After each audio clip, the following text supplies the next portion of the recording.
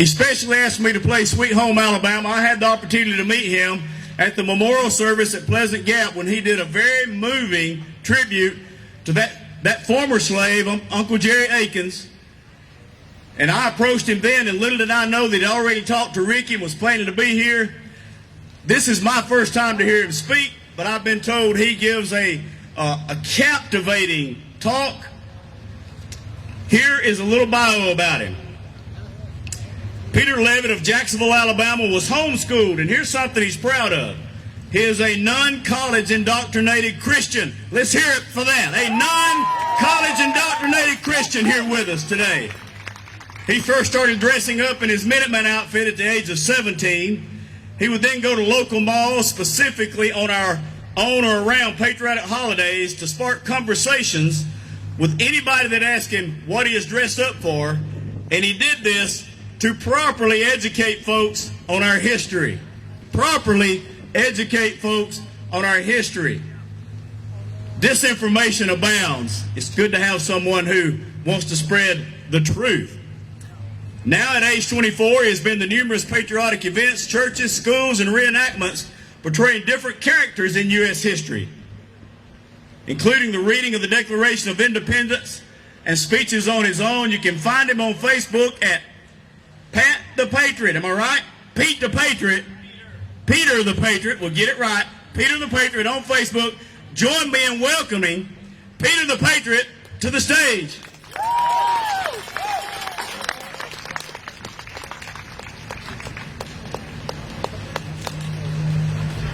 How's everybody today? Good? All right. First, I would like to open by saying that I am a pro-life, pro-Second Amendment, pro-wall, pro-police, military, fireman, constitutionalist, fundamentalist, heterosexual, straight as an arrow, right-wing, conservative, Republican, God-loving, Christ-following patriot.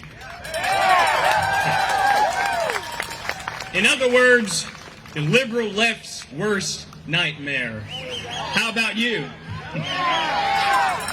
The American Crisis pamphlet, also known as Common Sense by Thomas Paine, came out in 1776, and it started with these words. These are the times that try men's souls. The summer soldier and the sunshine patriot will, in this time of crisis, shrink from the service of his country. But he who stands it now deserves the love and thanks of man and woman. Today we live in dark and perilous times as a nation. Disrespect to our national anthem is rampant. Churches are slipping away into the shadows of compromise. The violent and so-called peaceful protesters who wear jet black exactly like the Nazi SS troops have destroyed historic memorials and towns. There has been oppressive governors who have overstepped the bounds of the Constitution in numerous ways, infringing our rights due to the COVID-19 scare. The corrupted media has been of no use of fruitfulness either. So it is important to study and know and retain the knowledge of what good government is and what patriotism is in order to discern good and evil by applying God's wisdom. Genesis 9 verse 6 says, Whoso sheddeth man's blood, by man shall his blood be shed. For in the image of God made he man. This would be the establishment of capital punishment, the death penalty, the action used in justice at the center of all good government. Romans chapter 13 goes over what good government is. In short, it upholds the good and protects it and suppresses evil and punishes it. God has absolute standards in his ordinances of heaven, the 10 Commandments, and throughout his word, which are above every court, government, and kingdom on earth. Proverbs 6, verses 16 through 19 says, These things doth the Lord hate, yea, 7 are an abomination unto him. A proud look, a lying tongue, and hands that shed innocent blood, that would be abortions. A heart that deviseth wicked imaginations, feet that be swift in running to mischief, a false witness that speaketh lies, and he that soweth discord among brethren. Isaiah 5:20, Woe unto them that call evil good, and good evil, that put darkness for light, and light for darkness, that put bitter for sweet, and sweet for bitter. If there was no evil men, then there would be no need for laws. 1 Timothy 1, verse 9. Knowing this, that law is not made for a righteous man, but for the lawless and disobedient, for the ungodly and for the sinners, for the unholy and profane, for murderers of fathers and mothers, for manslayers. And the list goes on. John Locke and William Blackstone were teachers of law, especially that of the laws of nature. Many of the founding fathers studied their works of how morality and the religious principles of the Bible are key ingredients to a nation's prosperity. Webster's American Dictionary of 1828 defines law of nature as a rule of conduct arising out of the natural relations of human beings, established by the Creator and existing prior to any existing positive precept. Thus is a law of nature that one man should not injure another, and murder and fraud would be crimes independent of any prohibition from a supreme power. From the same dictionary, part of the definition of good is having moral qualities best adapted to its design and use, or the qualities which God's law requires, virtuous, pious, religious, applied to persons, and opposed to bad, vicious, wicked, and evil. Yet peradventure for a good man some would even die, Romans chapter 5. And the definition of good is also conformable to the moral law, virtuous, applied to actions in all things, showing thyself a pattern of good works. That was Titus chapter 2. The Declaration of Independence states the unalienable rights endowed by our Creator: life, liberty, and the pursuit of happiness. Remember, the Declaration is a document documenting those rights that pre-existed the Declaration. Man's government does not give these things which are truly gifts of the supreme judge of the world, but we are held accountable to protect these things from wicked men and women. That's the summary of what good government is. Going back in time to April 19th, 1775, the men of Lexington, Massachusetts, gathered on the green in defense of their homes, family, and stored munitions, knowing that the British troops' arrival was soon. Up to this point in time, a period of roughly 10 years of petitions to the Crown of England has passed with no good news. Now the good men would take the last resort of taking up arms, awaiting the British. We know what happened next in Lexington and Concord. Webster's elementary school book of 1807 describes the opening battle of the Revolution. Here was spilt the first blood in the late war, a war which severed America from the British Empire. Lexington opened the first scene of the great drama, which in its progress exhibited the most illustrious characters and events, and closed with a revolution equally glorious to the actors and important in its consequences to the human race. This battle roused all America. The militia collected from all quarters, and Boston was in a few days besieged by 20,000 men. Those were patriots. In 1776, the Declaration of Independence passed unanimously on the 4th of July. It was the official document of the 13 colonies, severing all ties to Great Britain and citing 27 biblical violations of the corrupt, tyrannical government of King George III.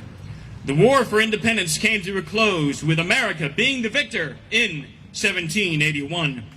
During the hot summer months of 1787, the Constitution was taking the form, although it was not easy.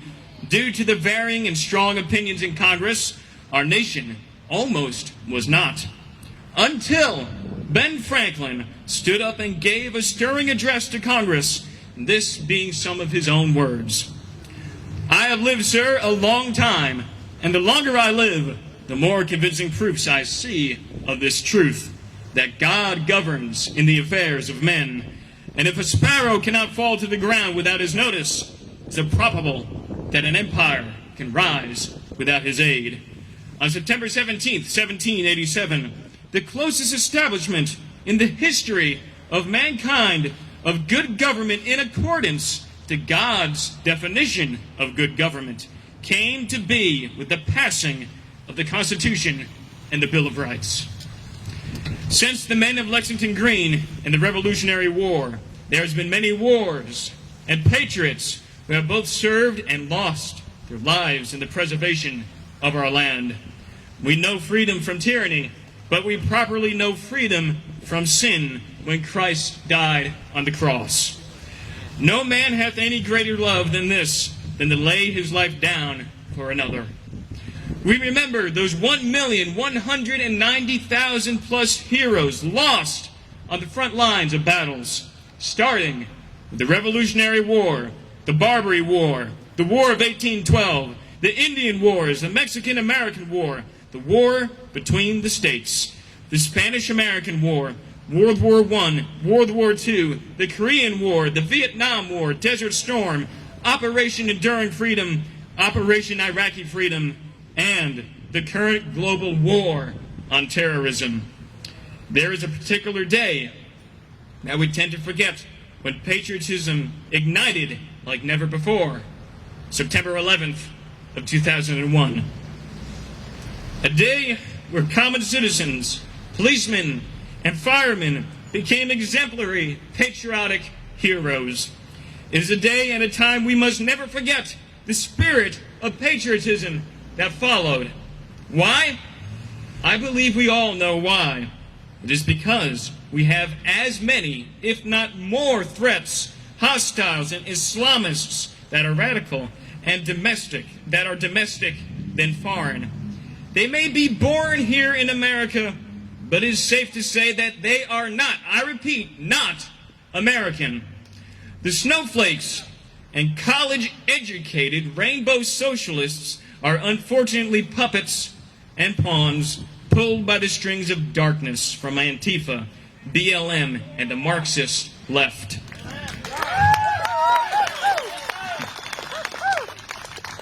God's word says, "These are wells without water, clouds that are carried with a tempest, to whom the mist of darkness is reserved forever. For when they speak great swelling words of vanity, they allure through the lusts of the flesh, through much wantonness. Those that were clean escaped from them that live in error. While they promise them liberty, they themselves are the servants of corruption. For of whom a man is overcome, of the same is he brought into bondage." 2 Peter 2, verses 17 through 19. They are used to oppress President Trump, his administration, and us, generally as trolls on social media. Have you ever wondered where the term right-wing and left-wing came from? I believe it came from the Bible.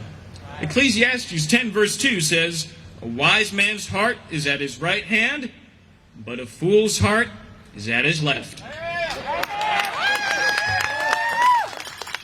Where does patriotism start? At colleges? At school? Nay, at home. Noah Webster said that all government originates in families, and if neglected there, it will hardly exist in society. The foundation of all free government, and of all social order must be laid in the families and in the discipline of the youth.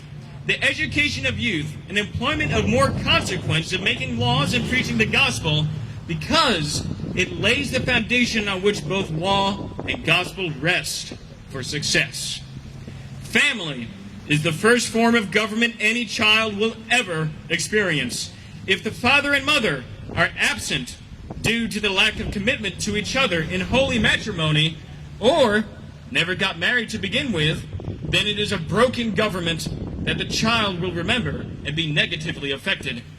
Also remember, your family is a body of people, and families make up the body of the American people. Not African American, nor Irish American, just American. We must not be segregated by skin color, but we must segregate and discern good and evil. Now is the time to cast away the entertainments from Hollywood, Disneyland, and corrupt movies and video games from the young generation as filthy rags, and replace it with telling the stories of our nation heroes and patriots, and the utmost importance that morality from God's Word has in the foundation of our country. Visit the museums, the cemeteries, and monuments that explain the stories of our American heroes.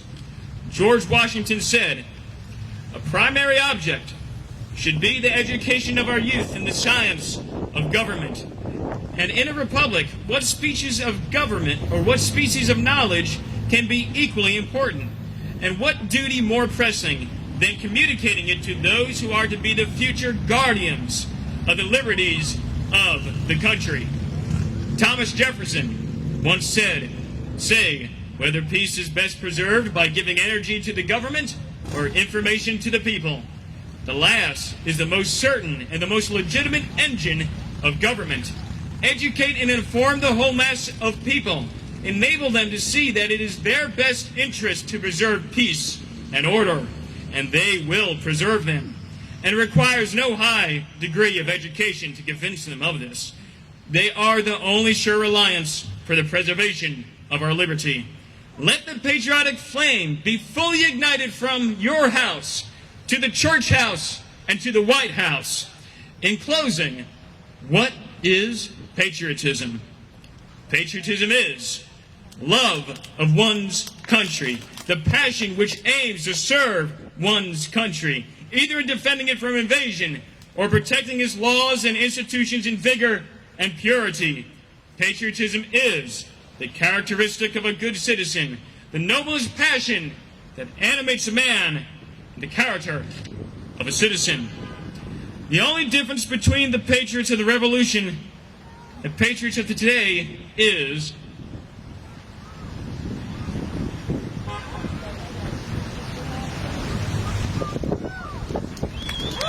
we have updated hats.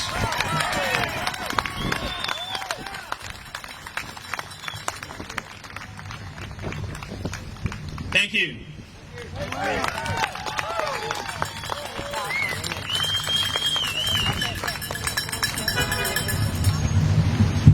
What about that? Is that not refreshing, enlightening, captivating, invigorating, energizing? I know it was to me. We want to say thank you again to Peter the Patriot. You can find him on Facebook. We're going to take a little bit longer break of music.